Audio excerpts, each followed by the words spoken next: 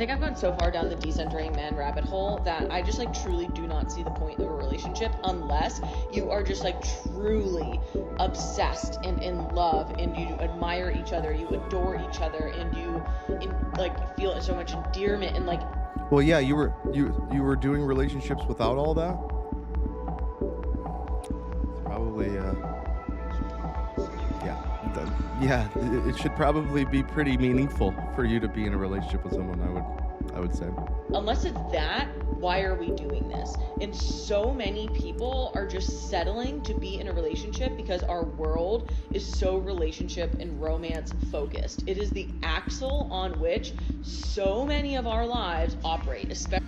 Well, yeah, it is the primary biological driver for the propagation of the human species. It is the reason that we are here. Especially women. We are grown up with these bullshit fairy tales and all the princess bullshit, and you need a man, and you're going to be a great mom someday, and all of this bullshit, right? So. No. It's not bullshit to want a man and to want to be a good mom. We are just like wrapped up in this tornado that is being obsessed with romance and with. It's not romance. It's only romance if you romanticize it. To bond and to connect is the primary biological driver. It's a biological imperative that we have. I mean, I think you're sad. That comes being obsessed with men and the male validation. Now, I think when it comes. No, it shouldn't be about male validation. It should be about bonding. To decentering men, I think men actually have to decenter men too. They're not obsessed with men need to decenter men romance, but they are obsessed with male validation. What? The problem that most men have is that they are too obsessed with romance. They are too romantic. Straight up, they are too romantic. Like, that's not an overstatement. And they are punished by women for this. 1000%. It's a social thing. But when it comes to decentering, I truly do not see the point of a relationship unless you are like literally so obsessed and in love with each other. And something for me, I'm not interested in marriage and I'm not interested in children. So when you take those things off of the table, it's so thought-provoking and it just sparks curiosity around how do these men view me, because now we don't view the only you. Value I bring into their life is genuine presence. No, sex only. Like, your genuine presence isn't doing you. It's not what we want. We don't want your genuine presence. When we seek a female, when we seek a woman to spend our time with and to pour our energy into and to invest in, it is not for your fucking presence. It is to build something.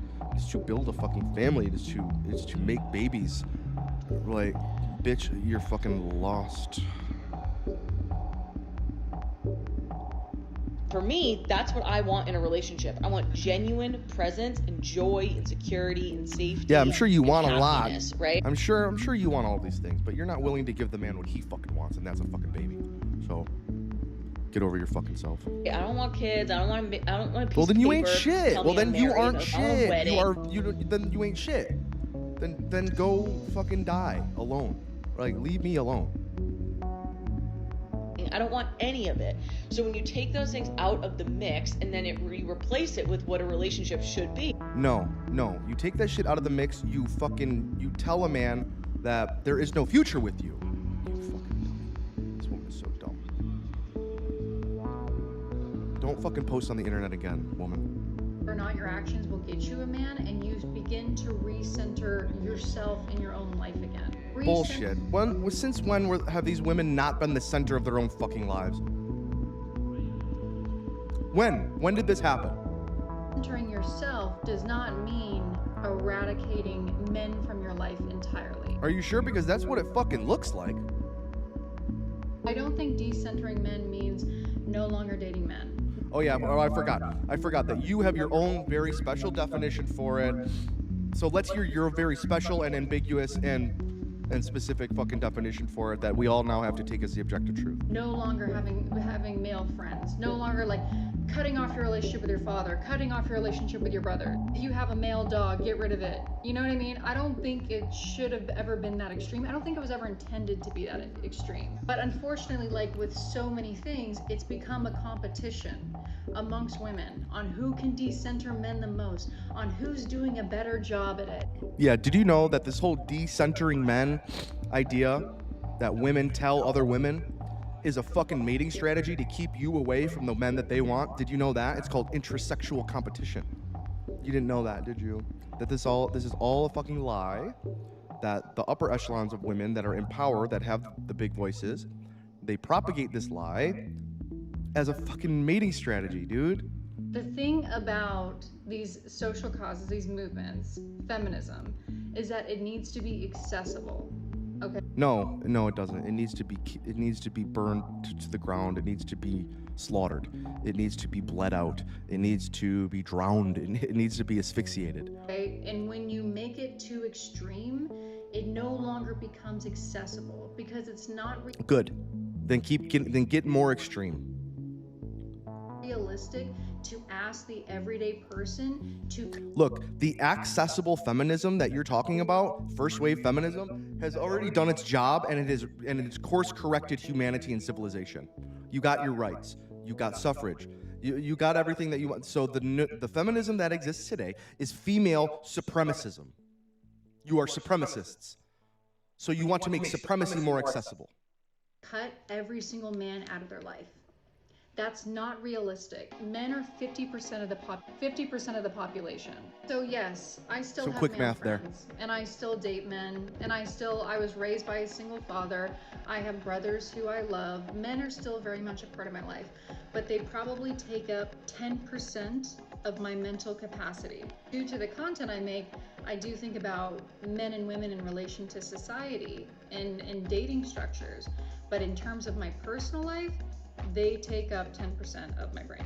The other 90% is taken up by my job, my dog, my friends, my hobbies, my passions, my ambitions, what I'm pursuing, my interests, all those things. Okay, look, I don't have a problem with this I wish that we could fundamentally. stop making these things like, we are damned if we do, we're damned if we. Look, I don't have a problem with what you're saying fundamentally. For a woman to decenter finding a man and instead focus on whatever it is that she loves and make herself happy and fulfilled from within. I think that this is good. However, you have to be warm and willing when a man that you're considering comes into play, because a man that wants to potentially build something with you will not accept being 10% of your life. I'm sorry. So you have to be versatile. You have to be open. You have to be warm and willing when a man comes into your life that you are considering. And I think that that's where this whole line of thought and action from quote unquote feminist women. By the way, feminist women will abandon feminism the moment that the right man comes along. Just so you know. So feminism is just a ploy for lonely women at this point. But you have to be warm and willing when that man comes along to abandon your fucking feminism that you know is bullshit. Don't, even in our own communities where we're trying to support each other. I wish it could stop being turned into that. Okay, we have ultimately come up with the boy sober rules. Now, how did I come up with these rules? I went to dinner with my friend Julia. We started talking about it in the Uber on the way to a bar for my friend's birthday. And then at the bar, I asked the ladies around me, I said, what do we think about these rules? So I did have a few people help. I had a bit of a focus group. Okay, so these are the 2024 boy sober rules. No dating apps, no dates, no exes, no situationships. And let me just say, my whole life I've been saying, oh, I'm single. No, I've never been single. I've always had a situationship. Yeah, so this is just another mating strategy that women do. Women constantly, they tell other women to stop dating. They tell other women, we're living by these rules. We're not dating. We're not doing that. Bro, this is literally a fucking mating strategy. Because if I can convince this woman to not date and a guy comes around and we're both looking at the same guy and she's like, oh, I'm not dating. I'm that rule, you know? That I swear to God, this is a fucking mating strategy, guys. Not single if someone is taking up your brain space, okay? So no situationships, no XOXOXO. And if I have to explain to you what that means, you know exactly what Why are you I wearing mean. a scarf XO. inside, No you hugs dumb and kisses bitch? extended. No hugs and kisses, etc. Ever since I've been sober, I Fucking drunk bitch. don't do random hookups anymore. You are never going to see me go to the bar or go to the clubs and bring someone home. When This guy's such a fucking pick-me. you're sober at the bars or the clubs and you realize how crazy drunk everyone is, and then some girl comes up to you and just like, "Hey, what are you doing tonight, hot stuff?" Yeah, I do. I was a bartender for a long time, and I fucking hate drunk women, bro. It's really, I fucking hate it, bro. But this guy's still a fucking pick-me. Just kind of turned off. You also feel like a weirdo being sober and then being drunk, so it's just like, this ain't gonna work. Yes, making much better decisions in my... Honestly, I just, as long as their breath doesn't smell bad and they're not like crowding my fucking space, they really, it helps me treat them like the children that they are, because they're literally just behaving like a child. My sobriety, not bringing home random girls, and waking up in the morning feeling safe and sound. When I would drink, I would maybe sometimes make bad decisions because my judgment was clouded. Let's put it like that. But now that I'm sober, I have a clear mind, and I will never, ever take home someone from the bar because they're a stranger. You don't know where they've been. You don't even know if they're safe or not. I don't care. Taking a stranger home from the bar is literally insane. Shut the fuck up. You don't be a pussy. You're afraid of a woman? I can end her life with my fucking bare hands. What do I care? Is she hot? So now that I'm sober, no more of that. If a man has disappointed you or irritated you, I am going to give you the life hack. When I'm disappointed by a man, or, you know, he kind of flopped. He kind of flopped. They have a tendency to flop, okay? That's their thing. They love doing it. They love it. And what I have told myself, okay, sometimes you have to rewire your brain. And this is what happens now, okay? When a man disappoints me or lets me down, I don't get upset anymore. I don't get mad. Like, that's on him. He wanted to do it. That's his vibe. That's his prerogative. Like, go off, queen. I love that for you. Don't fucking call me that. Don't ever fucking call me that, bitch. Don't ever call me that. You're a bitch, but I'm not going to harbor any negativity towards that man. She just learned that word today, harbor. And I'm going to tell you why. Because like attracts like, okay? And I don't want that for me. So now all that happens is I just get hotter. I just get fucking hotter, okay? This is smart. This is a good strategy. Okay? So when I'm disappointed by a guy, I'm like, the glow up, This is good. This is smart. going to get 10 times hotter this week. I love this. This is amazing. And hopefully I get to reap the benefits of that. Hopefully you look really good for me. This is not bad. This is not a negative. Okay? You have to reframe that shit in your head. Anymore, That's I don't right. get mad. Like, that's on him. He wanted to do it. That's his vibe. That's his prerogative. Like, go off, queen. I love that for you. You're a bitch. Beg you to choose me. Beg you to pick baby. I already won. Yeah. This That's shit right. is rigged in my favor. Oh, I like can't that. lose. I I literally like that. can't lose. I have pronoia. That's the opposite of paranoia. Paranoia is this irrational fear that everyone is out to get you and the world is conspiring against you. I have pronoia, which means I have this irrational belief that I'm destined to win and that the world is conspiring for my success. Lose. When you're hot and sexy and an angel in human form, like, you cannot lose. You just simply cannot lose. Okay. I like her. So this is the mindset that you need to have, and like, brainwash yourself a little bit too. Like, that's okay. Brainwash yourself. I don't give a fuck. Any of the haters want to come on this video and fucking tell me that I'm cocky. No, bitch. No, I I'm fucking like confident. you. No, I like you. You are an angel. There's a fucking difference. Okay? But I don't like your spit bottle. You're chewing tobacco on a video? That's disgusting. Men will really go out of their way to disappoint you in the most out-of-pocket ways. Right before my birthday, a man that I was talking to messaged me and asked if he could send me flowers for my birthday. That's gross. Don't ever... What? Guys, you're asking if you can send flowers? That's the weakest thing that I've ever fucking... Look. If you're gonna send flowers, just send them. Don't ever ask a woman if you can do anything. Never ask a woman's permission to do anything, ever. And at first I'm like, oh my gosh, no, thank you so much. That's so sweet. You totally don't have to do that. And he's like, no, please, I would really love to do this for you. Oh my God, that's so gross, bro. Look, this guy that she's talking about, he asked to do it so that he could get this response, so that because he gets off by begging women. It's like a mechanism for him, bro. And like, I barely even think that he had any intention on sending the flowers. And we went back and forth. This is a sneaky fucker. This guy is a sneaky fucker. He just wanted delivery instructions for the flowers. So finally I gave it to him. And I was like, that's so nice. My birthday comes, the flowers do not. And I wasn't going to say anything, but because he made such a thing of it, unprompted, I was like, hey, the flowers never came. And he goes, oh, I'm sorry, I forgot. And that's it. That's the story. For what?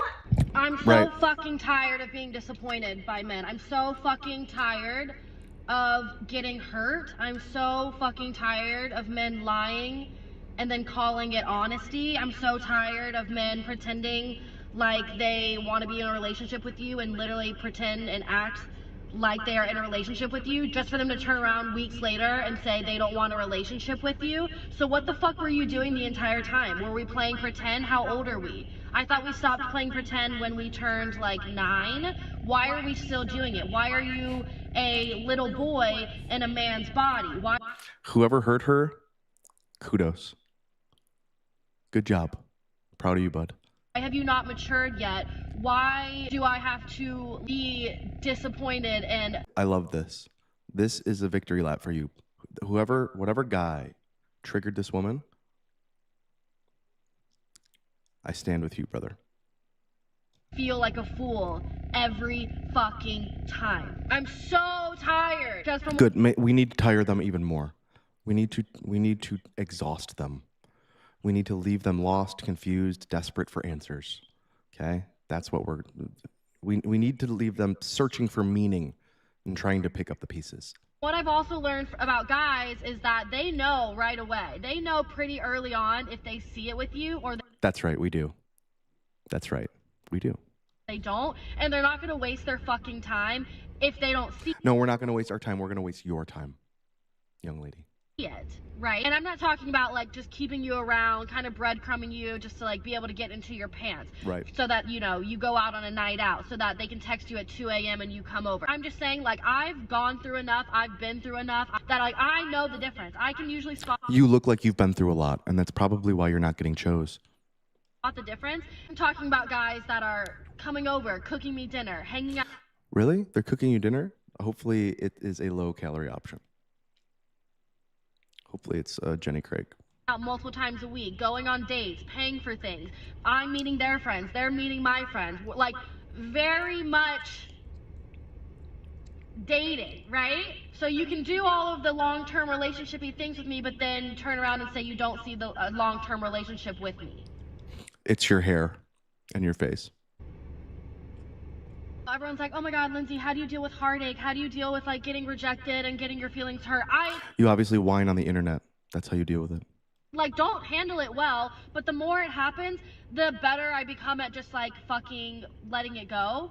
I used to always turn it around and be like, okay, well, what happened and why me and what did I do wrong and why didn't he like me? Now, there's no rhyme or reason. I've literally learned that it is nothing to do with me. And that's not to say I'm perfect. That's not to say that, like, you know, everyone has to like me. But it doesn't matter, honestly, what they tell me. It doesn't make it any better. So asking them, like, what went wrong, save yourself the fucking time. Save yourself the text message. Save yourself. No, you should ask us what went wrong. Just give us another chance. Just believe us one more time. It might be the time that we actually stick around. You never know. You won't know until you try.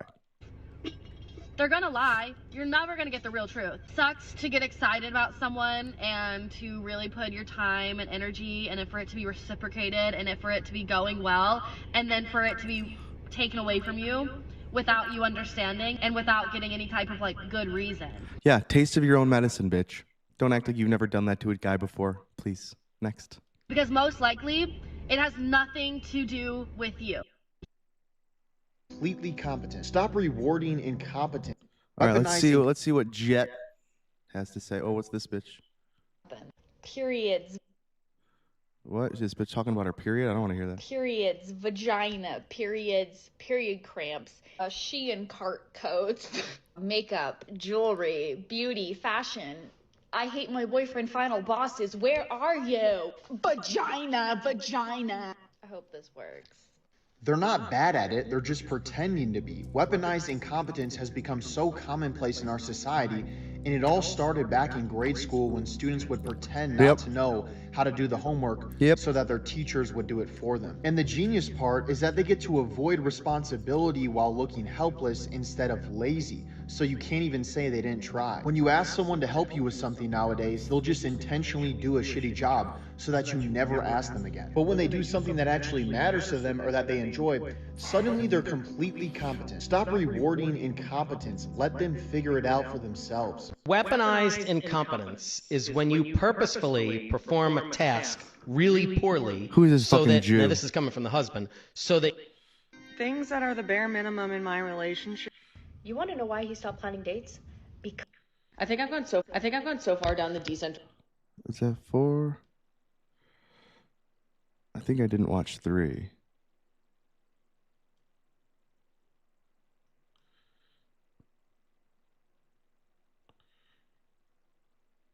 Things women do that will attract a low-value man. Number 1 is acting too cool with everything. Acting like you're the cool girl, the chill girl, that is super low maintenance. All that's going to attract is a man that's going to do the bare minimum for you, if that. Men do not reward the girl that's really chill and low maintenance. They reward the girl that wants to be treated like a princess and are going to treat her like a princess. And if you act high maintenance and the guy runs the other way, it's...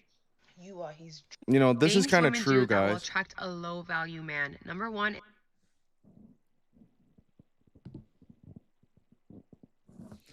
It's always 50-50. Half of it's her fault, and the other half is that the mother that registered to be that way. You don't blame yourself, bro. Keep your head up, okay? Some women are just prime candidates for the nunnery. Got you. If dudes are doing that, then why is she going on a date? She's a liar, phony. This woman is a phony. Yeah, most women are phony.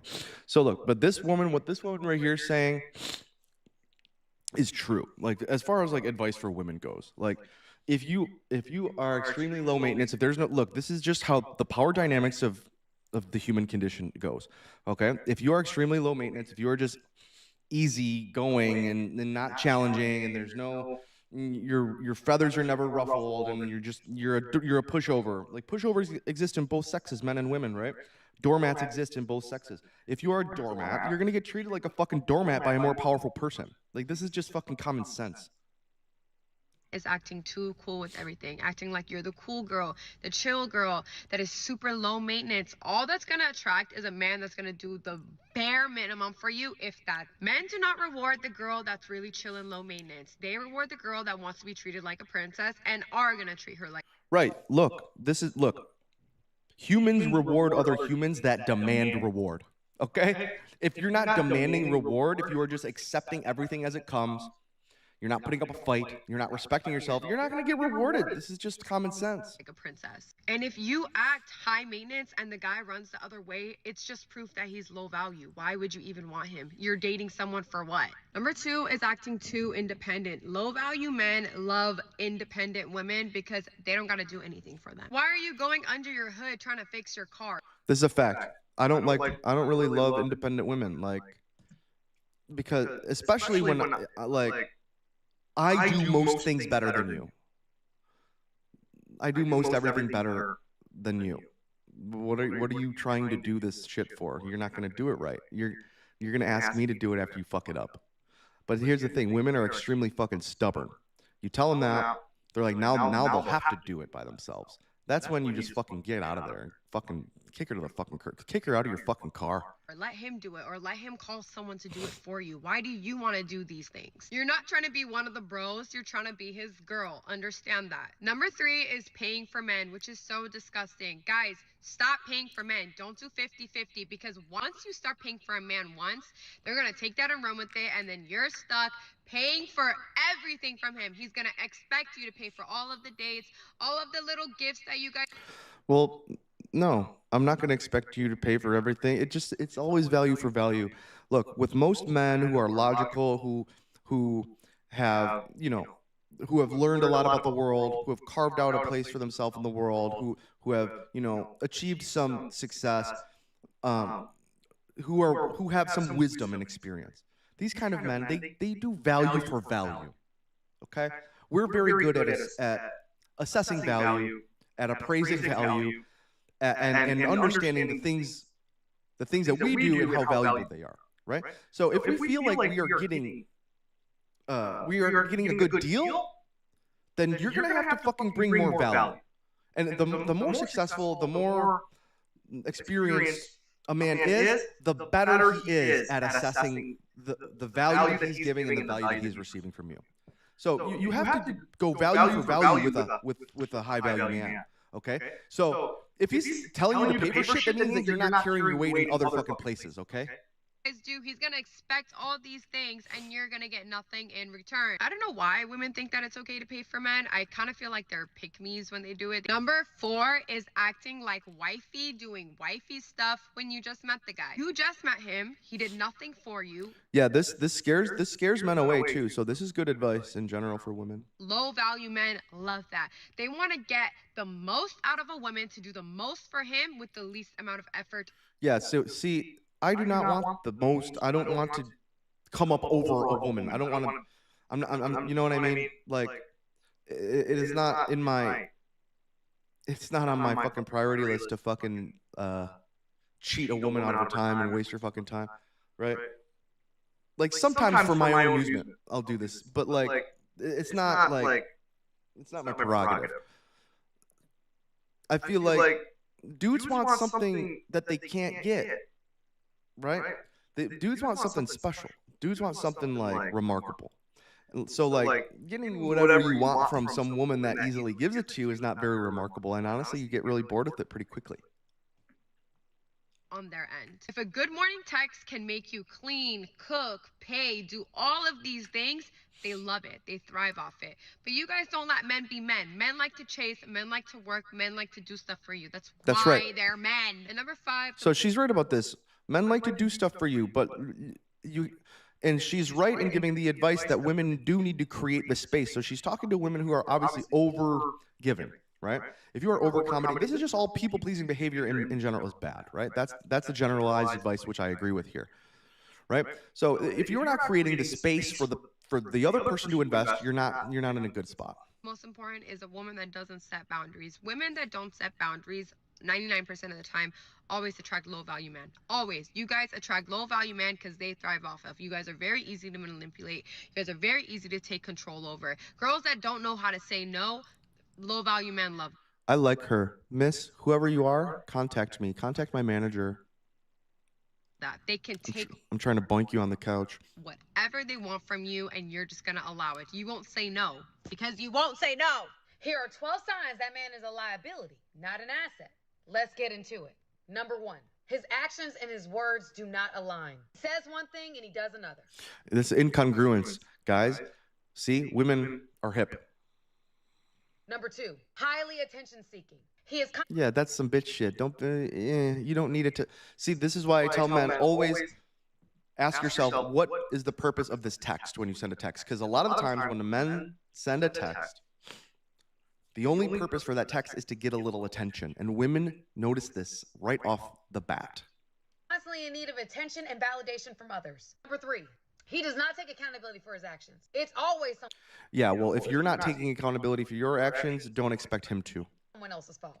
Number 4, difficulty managing his angers and any other. Wow, it really sounds to me like she's describing a fucking woman, doesn't it, guys? So if you're acting like a woman, you suck. That's what she's saying. And women suck is also what she's saying. Emotion in a productive way. Being with him is like walking on eggshells because you don't know what triggers him. Number 5, does not respect boundaries. Number 6, poor character, lacks integrity. Number 7, insecure and unreasonably jealous. Is paranoid of being cheated on, which causes extreme control. She's describing a fucking woman. Behaviors. Number 8, self-centered and unwilling to make compromises Dude. or adjustments. Thinks relationships are only about him and getting his needs met. No one else. Number 9, inconsistent and unstable. Remember, a double-minded man is unstable in all of his ways. Number 10, has not taken enough time to heal from his past relationships. Always in a new relationship or looking for a new relationship in order to escape being alone and truly healing. Number 11, always talking about his ex. Whether negative or positive, he ain't over it or her. Number 12, he love bombs and chases you. So I saw this post on Facebook and it says, broke men are mean. And it said that broke men are mean because they're frustrated, and in turn they turn that frustration out on their partner. Now, I don't know about taking the frustration and the anger out on your partner, but I can testify, yeah, that's very true. Broke men are mean. I remember what it was like to be broke. Not that I'm super rich now, but I've been broke before, and I was mean and hostile as shit. You haven't been broke before? It's frustrating. Nope. Especially when you're ambitious and there's things you want to do and stuff you want to accomplish and you can't because you don't have the funds. And not only that, when there's stuff you need and you don't have the money for it, that's what's really frustrating. And thank God I didn't have any kids at the time, because I could just imagine people who have dependents, like children and families depending on them to make the money, and there is no money. That'll make a motherfucker mean. There is nothing worse than wanting to do something nice for the person you love and having to explain to them why you can't do it. Don't explain. Because you don't have any money. That is a painful Never ass explain. conversation. But I'll tell you one thing. I remember when I first got my real big boy job, when I was working at Enterprise Rent-A-Car back in 2020, right after the pandemic had like kind of ended.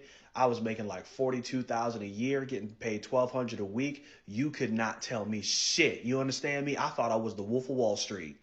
It was a professional corporate job. I got to dress up every day, wear a suit and tie, written cards and stuff, man.